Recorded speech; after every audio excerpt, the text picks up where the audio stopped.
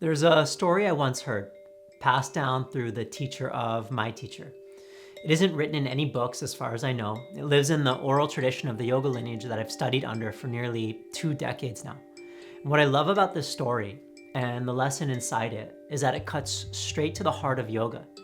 It exposes something that we rarely talk about because it reveals a truth that's both obvious and uncomfortable. This is a story about what happens when who we are on the inside and how we live on the outside fall out of alignment, and the impact it has on our relationship to yoga. Because if you practice yoga long enough, your relationship with the practice will shift. It has to, because you shift. And when that happens, this story becomes a reminder that yoga never really leaves us. It just asks us to see it a little bit differently.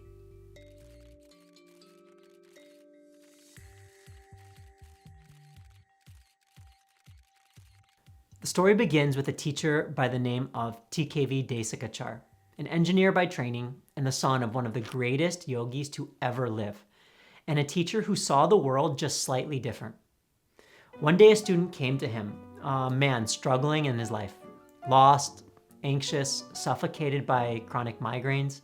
He couldn't move well, he couldn't breathe deeply, he couldn't sit still long enough even to meditate.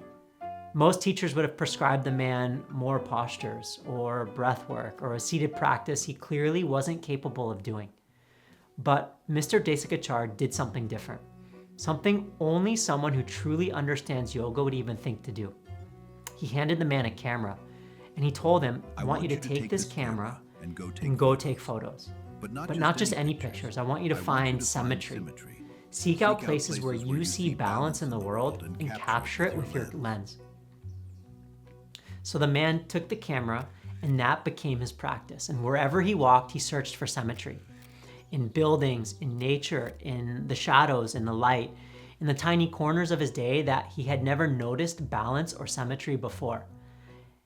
And in that process, something started to shift. The migraine softened. His body began to move a little bit better. His mind grew quieter. A stillness took shape, and the magic was that this yoga, it was not from stretching, it was not from breathing, it was not from meditation. It came from learning how to see, from connecting to life, from training his attention to see the world a little bit differently, from rediscovering that the balance that existed out there also could exist in here. And that is the brilliance of yoga, because yoga doesn't always begin on a mat, and often it doesn't end on one either.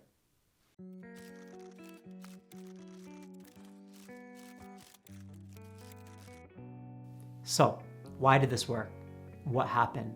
And what can you take away from this? To understand that, we have to talk about what yoga is doing, what's happening behind the curtains. Because yoga can mean 1,000 different things, and it can look 1,000 different ways. But what connects all of the definitions, the through line, is that yoga helps us understand ourselves more clearly by bringing our mind into the present moment.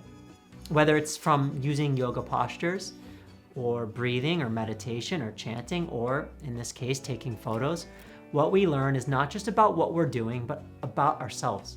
We uncover more and more.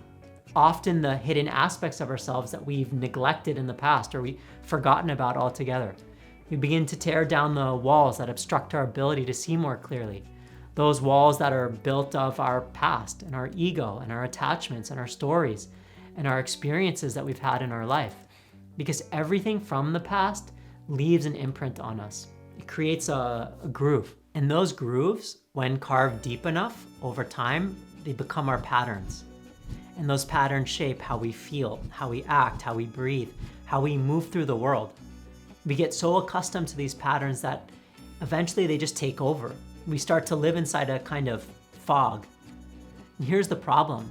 If the deeper inner part of us feels one way, and the outer fog-covered part of us acts in another way, it creates this deep tension that we feel. And there will be an impact from that, a consequence.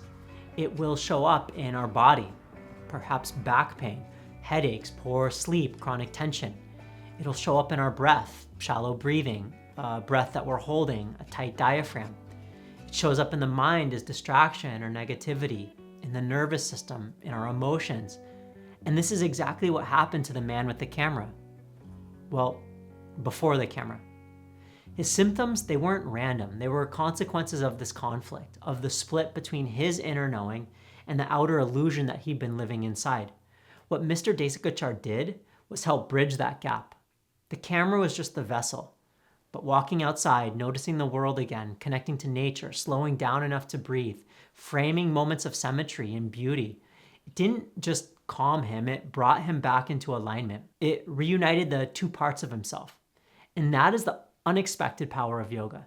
Not always bending, not always breathing, not always meditating, but learning to see so we can finally live in alignment with what's true inside of us. As I pieced the story together, I had this moment where I thought, how epic would it be if the man with the camera was me? If this whole video ended full circle. Surprise, this is my story. But it wasn't. The man with the camera was you. And before you click away thinking, okay, nice, let me be honest, the man with the camera is actually all of us. Because every one of us carries that same split. That part that knows who we are and the part that's buried under the clouds. And every one of us needs something, some practice to bring those pieces back together. For Mr. Desikachar's student, it was a camera. For you, it might be something entirely different. Yoga isn't asking you to be flexible or to move the body or to chant or to meditate or to do pranayama. Yoga is asking you to find your camera, whatever it is, to find the tool or the practice that pulls you out of the fog and drops you back into your body, back into presence, back into yourself. The physical practice of yoga is where many people start, especially here in the West. The postures, the breathing, the movement. But if you're lucky, you stumble upon a teacher that reminds you that there's more to the practice than just that. That yoga is something bigger. Yoga is something broader. And that the practice should and always does change. My yoga practice certainly has. It has cycled and gone through waves. Your practice will change too, because life changes us. And yoga isn't one thing. It's whatever helps you connect to yourself and cultivates the wisdom to see a little bit more clearly, to step out of the fog. So here's my invitation. Find your camera, whatever it is, and use it. Because the real story wasn't about that man at all. It was about you.